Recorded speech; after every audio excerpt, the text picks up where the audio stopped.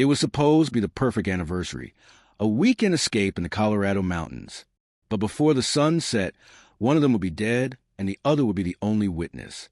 The morning of September 29, 2012, began like a love story. Dr. Toni Henthorn, a 50-year-old ophthalmologist from Denver, packed her hiking jacket and camera for a surprise anniversary trip her husband had planned. They'd been married 12 years. Solid, affectionate, admired by friends for their faith and generosity. Her husband, Harold Henthorn, was the kind of man people described as meticulous. He called himself a fundraiser, a planner, a man who loved the outdoors. When he told Toni to keep the weekend free, she didn't ask where they were going. She trusted him completely. They left their suburban home before dawn and drove north toward Rocky Mountain National Park. Harold said he had a special hike in mind, a short trail with a stunning overlook he'd personally chosen for their anniversary photos. Toni sent her mother a quick text. "We're in the mountains. He's planned everything. No self-service soon." It would be the last message she ever sent. By mid-afternoon, the couple reached a remote ridge near Deer Mountain. The light was fading, the wind sharp enough to bite through layers. Toni, ever the careful one, hesitated near the edge while Harold pulled out his camera. He snapped photo after photo, Toni smiling against the drop, the distant valley glowing gold. Then, moments later, the quiet of the mountains was shattered by a single echo, a scream, then silence. At 5:54 p.m., a 911 call came through from somewhere deep inside the park. "My wife fell. She's not breathing. I need help." Harold's voice was steady, almost too steady. He claimed they'd been taking pictures when she slipped, tumbling over a 130-foot cliff. Rescue teams scrambled up the rugged terrain, their radios crackling through static and wind. It took them nearly an hour to locate him, kneeling beside Toni's body, performing CPR in near darkness. But when they reached him, medics noticed something odd. Harold's clothes were spotless. No dirt, no blood, no sign he'd been crawling across rocks to reach her. Toni was pronounced dead at the scene. At first, rangers logged it as a tragic accident. Hikers fall every year in Rocky Mountain National Park. A misstep, a loose rock, bad footing. But one ranger couldn't shake a feeling. He didn't look like a man who just watched his wife die, he later said. And that unease grew when investigators searched Harold's Jeep. Inside the glove box, they found a detailed trail map, and drawn on it, in faint pencil, was a single X, right where Toni fell. What looked like a heartbreaking accident was about to unravel into one of the most cold-blooded murder plots ever staged in the wilderness. A plan 15 months in the making, hiding behind a perfect view. The word accident appeared in every report, but the longer investigators stared at the photographs and timelines, the less sense it made. The place where Toni Henthorn fell wasn't a scenic overlook or a public trail. It was a hidden ledge more than a quarter-mile off the marked Deer Mountain path in Rocky Mountain National Park, a spot so treacherous that even seasoned rangers rarely went there. Getting there meant pushing through brush, stepping over fallen trunks, and ignoring the warning signs that told hikers to turn back. It was not a place someone stumbled into by mistake. And yet, that was exactly where Harold said his wife had wanted to take pictures. When rangers found him that evening, his story was steady, rehearsed. He said they were taking photographs when she lost her footing and disappeared. He said he scrambled down to her, gave CPR for nearly an hour, and finally called for help. But when investigators reviewed his phone data, a different picture emerged. He had signaled the entire time. He waited 45 minutes after the fall before dialing 911. He told dispatchers she'd fallen maybe 100, maybe 150 feet. His voice on the recording was calm, almost attached, as if he were reading a script instead of begging for help. The rescue teams hiked up in the fading light. They found Harold on stable ground, not the dangerous slope he described. There was a small campfire burning beside him. His clothes were clean, his hands spotless, and Toni's body lay shattered at the base of the cliff. The coroner later noted that her injuries, fractured ribs, broken neck, severe internal trauma, were consistent with a fall from great height. There was no sign that she had been moved, and no evidence anyone had tried to save her. To the medics, it looked less like a desperate rescue and more like a scene waiting to be discovered. The next day, during a standard vehicle search, investigators found something that changed everything. In the glove compartment of Harold's Jeep was a folded map of the park. It wasn't new, and it wasn't blank. Near the edge of the page, beside a faint contour line marking the cliffs, someone had drawn an X. When asked about it, Harold said he didn't remember doing it, that it might have been a mark from an old trip. But a week later, detectives learned he had been to the park at least 6 times alone in the months leading up to their anniversary. GPS logs placed him at the same coordinates as the fall site, always pausing at the exact ledge marked on the map. He had scouted it, measured it, memorized it. Behind the tragedy was a paper trail just as deliberate. Financial investigators found that Harold had taken out 3 separate life insurance policies on Toni, totaling more than $4.5 million. 2 of them carried forged signatures. All of them listed him as the sole beneficiary. He had signed them a year before the hike, almost to the day. The motive was hiding in plain sight. Friends said Toni never mentioned the policies. Her co-workers remembered her worrying about money, about Harold's constant control. She was a successful doctor, but he handled all their finances. He told everyone he worked in ministry fundraising, yet no one could find proof of the organization he supposedly represented. He had no office, no employees, no record of steady income. When agents revisited an incident from 2011, they found an eerie echo of the same pattern. Toni had been injured at their cabin near Grand Lake when a massive wooden beam accidentally fell on her. The beam had fractured her vertebrae. Harold told paramedics it was a freak accident, that he'd been nearby and rushed to help. But photos of the cabin showed that the beam had been balanced on loose supports, directly above where she'd been sitting. To investigators, it looked less like chance and more like practice. As the National Park Service pieced everything together, the narrative of the loving husband and devoted father unraveled completely. Harold's days were spent at home, moving between post office boxes, handling insurance papers, and sending emails about non-existent projects.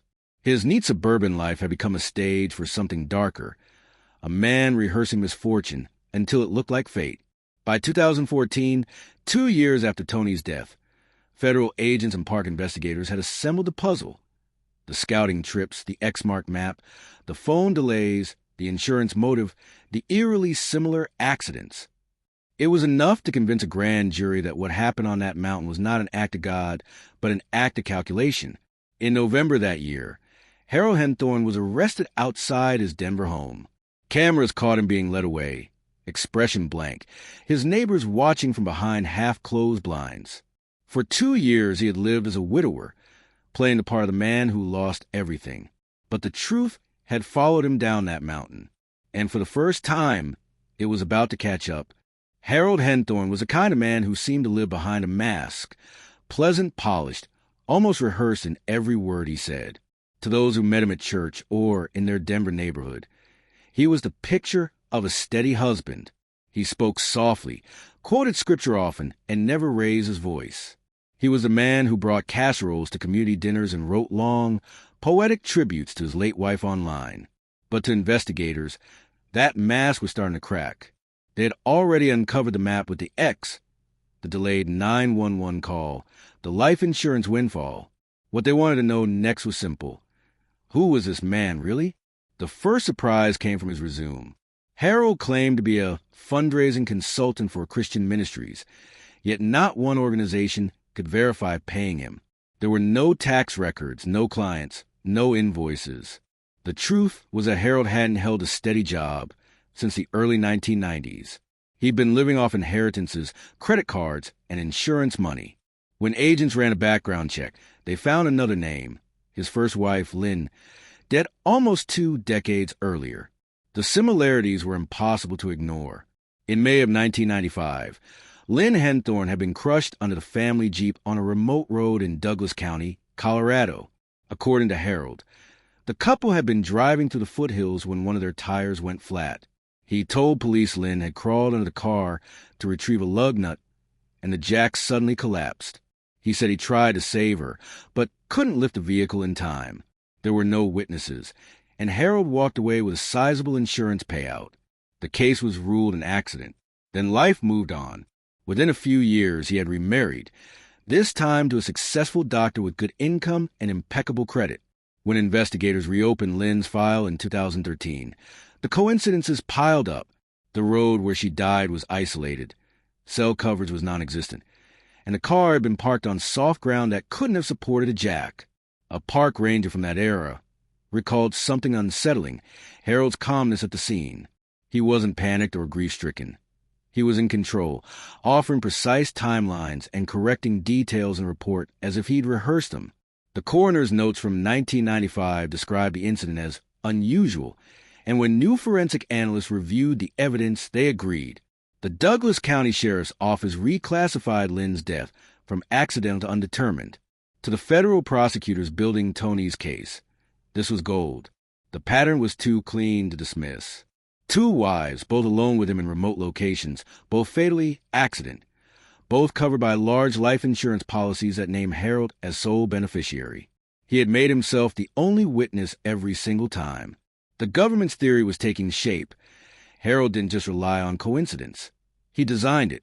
Friends who once defended him began to rethink every odd moment. One recalled Harold quietly asking what type of cars had the safest jack stands. Another remembered Toni telling her she sometimes felt monitored, that Harold tracked her spending and emails. Her family later found out he'd installed hidden cameras in their home and GPS trackers on their vehicles. He read her texts. He intercepted her mail. She was living inside a life he'd curated for her. Every risk measured, every outcome accounted for. The portrait forming in court documents was chilling. This wasn't a man of impulse. It was someone who saw tragedy as currency. The first wife's payout kept him afloat for years. The second, he planned to make permanent. Prosecutors traced his insurance calls after Toni's death. Within days of the fall, he contacted multiple agents to ask about processing the claim, casually mentioning he'd soon need to take care of the funeral expenses. To investigators, it was another sign. Grief didn't move that efficiently. As the 2015 trial date neared, prosecutors obtained permission to present evidence of both Lynn's death and the 2011 Beam incident at the couple's cabin. They argued that together they showed intent. Each time, Harold placed himself beside a woman who trusted him completely, in a secluded area where help would never come quickly. Each time, he told a story that couldn't be proven or disproven, except through patterns. At trial, jurors heard how Toni had been the one keeping their lives together, paying their bills, funding his ventures, and believing the image he projected. They learned about the suspicious injuries, the GPS records, and the map with the tiny X. But what gripped the courtroom most was hearing about Lynn, the wife who died 17 years earlier, in almost the same kind of lonely place. Her brother took the stand and said quietly, "We always felt something wasn't right, but how do you question a man who just lost his wife?" For the jury, that question became the heart of the case. How many accidents can one man have before the word accident loses all meaning? When Harold took the stand, his composure didn't crack. He smiled faintly, talked about faith, about destiny, about loving both women more than life itself. But the jurors didn't see a man of faith. They saw control, precision, calculation. And as the prosecutor projected the two women's photographs side by side, the silence in the courtroom said what no one else could. By the time the defense rested, the mask Harold had worn for 20 years was gone. What stood in its place was something far more chilling. A man who believed he could script tragedy and walk away from it. The verdict was still weeks away, but by then everyone in that courtroom knew what it would be. The courtroom in downtown Denver was silent, except for the faint shuffle of papers and the rhythmic tick of a clock mounted high above the judge's bench. It was September 2015, 3 years after Toni Henthorn had fallen to her death in Rocky Mountain National Park, and the man accused of pushing her stood only a few feet from the jury box, hands clasped, eyes steady. The trial of Harold Henthorn was underway, and the evidence, like the mountain air where it had all begun, was thin, sharp, and merciless. From the first day, the prosecution made one thing clear. This was no hiking mishap. This was murder, carefully calculated and perfectly staged to look like an accident. They told the jury that Harold had spent months plotting every detail, from the route he chose to the timing of his 911 call. Their opening statement was simple but devastating. When a man plans a trip that ends with his wife dead and every detail of that plan benefits him, you have to ask if he was ever planning for her to come home. The government's case unfolded like a slow, cold descent. Prosecutors projected photographs from the couple's final hike. Toni smiling at the camera, the vast drop yawning just behind her. They showed jurors a map recovered from Harold's glove compartment. The faint pencil, X, drawn exactly where she fell. A forensic analyst testified that Harold's phone GPS showed multiple visits to that same spot in the weeks before the anniversary trip. Each visit had ended within a few dozen feet of the cliff's edge. Then came the audio of the 911 call. The wind whistling, Harold's voice eerily calm as he told dispatchers he was doing compressions on his wife. But when the paramedics reached him, they found no dirt, no torn clothing, no sign he'd been scrambling across rocks to reach her. The prosecutor asked the lead ranger what he thought when he saw Harold that night. "It looked staged," the ranger said quietly.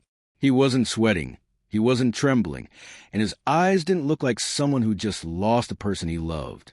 Financial experts followed. They broke down the 3 life insurance policies, each one worth about $1.5 million, all taken out by Harold without Toni's full awareness. The paperwork was clinical, but the numbers spoke louder than words.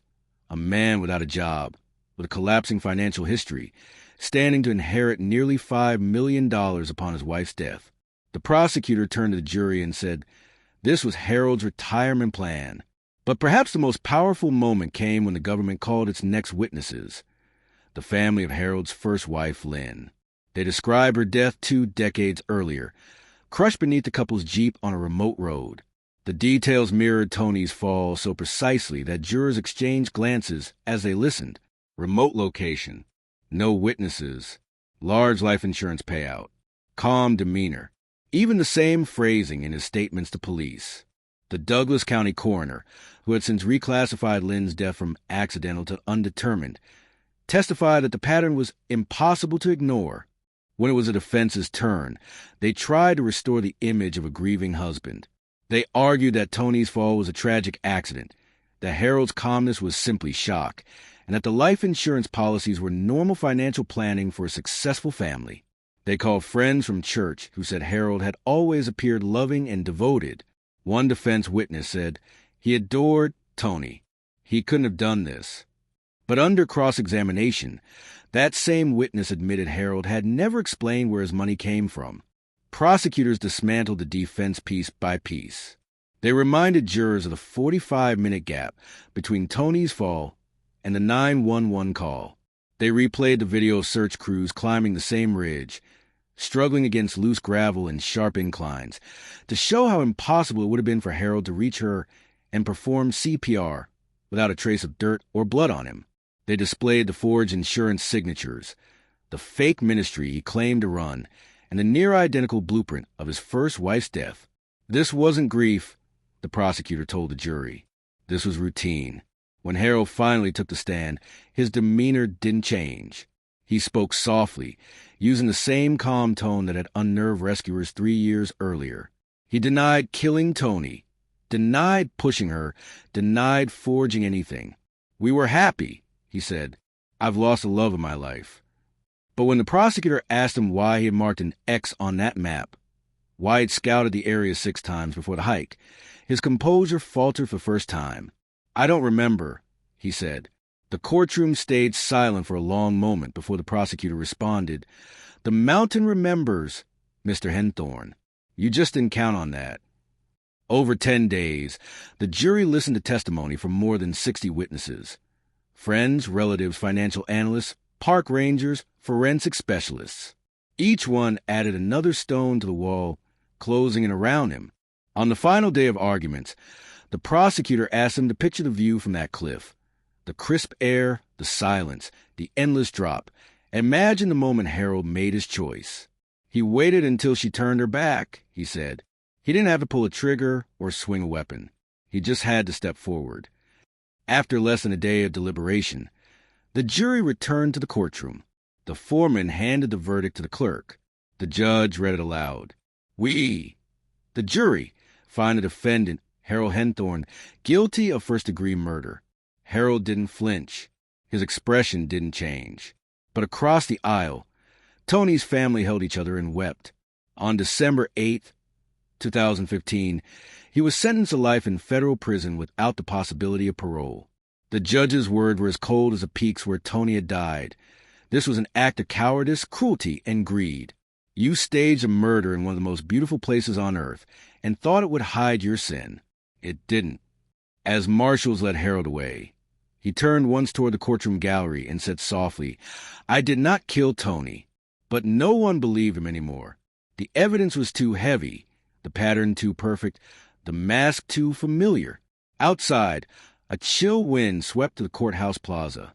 Reporters packed the steps, their cameras flashing as the story of the Cliffside murder raced across the country.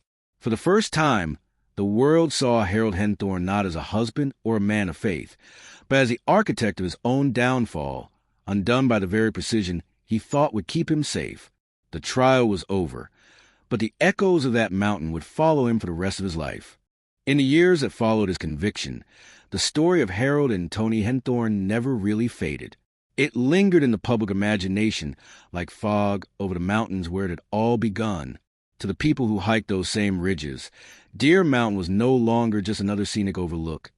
It had become a place of uneasy silence, a reminder how quickly love can turn into calculation, and how easily the wilderness can swallow the truth if no one looks close enough.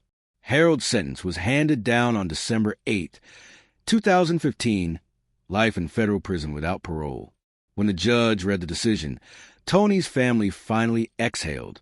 They had spent 3 years caught between disbelief and dread, watching the man who had promised to love their daughter instead destroy her.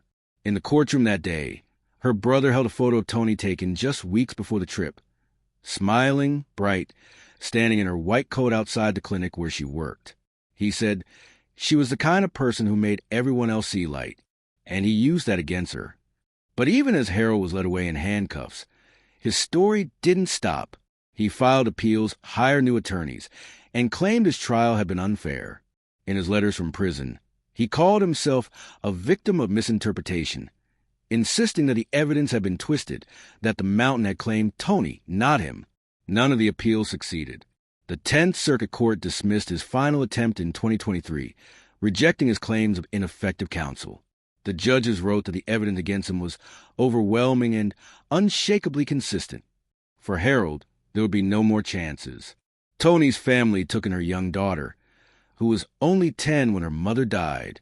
They did their best to give her a quiet, stable life, one without cameras, headlines, or whisper questions. Friends say she rarely talks about that day, only about the mother she remembers, gentle, funny, endlessly patient. Every year on September 29th, they drive up to Rocky Mountain National Park and leave a single white flower at the edge of the overlook. They don't stand close to the cliff. They just sit for a while, listening to the wind. The park itself remains almost unchanged. The trails are still lined with aspen and spruce, and the air still smells of cold stone and pine sap.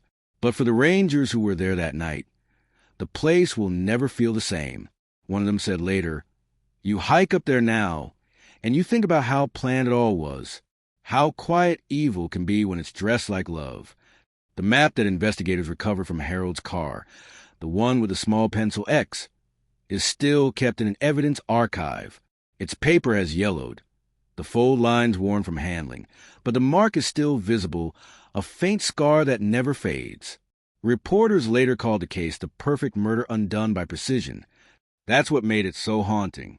Harold believed that by staging the scene deep in a national park, by memorizing timelines and scripting his 911 call, he could control every variable. He didn't count on the landscape itself betraying him. The GPS data that logged his movements, the camera timestamps that captured the moments before a fall, the faint traces of planning etched into every map and policy. The very order he relied on to keep his secret became the thread that unraveled it. And then there was Lynn, the first wife whose death, for nearly 20 years, had been forgotten. After Harold's conviction, Douglas County investigators reclassified her death from accidental to undetermined. They couldn't prove what happened beyond doubt, but the pattern was unmistakable.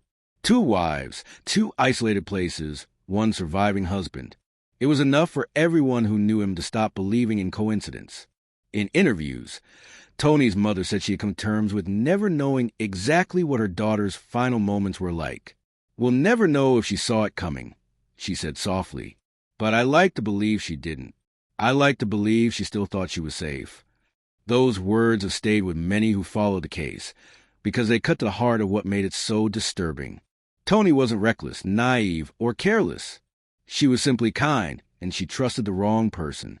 Today, Harold sits in a federal penitentiary thousands of miles from the mountains he once used as his cover. Inmates who've spoken about him describe a man who keeps to himself, quiet, polite, often seen reading his Bible. Some say he still insists he's innocent, that one day the truth will come out. But outside those walls, the truth already has. In the end, the mountains didn't hide his secret. They revealed it. Every timeline, every photograph, every footprint on that rocky slope became a voice for the woman who could no longer speak. And when the wind moves across Deer Mountain now, carrying to the pines and over the ridge where she fell, it sounds almost like her name whispered back by the earth itself. Because sometimes justice doesn't roar. Sometimes it arrives slowly, quietly, in the rustle of leaves, the cold breath of altitude, and the sound of one life finally collapsing under its own weight.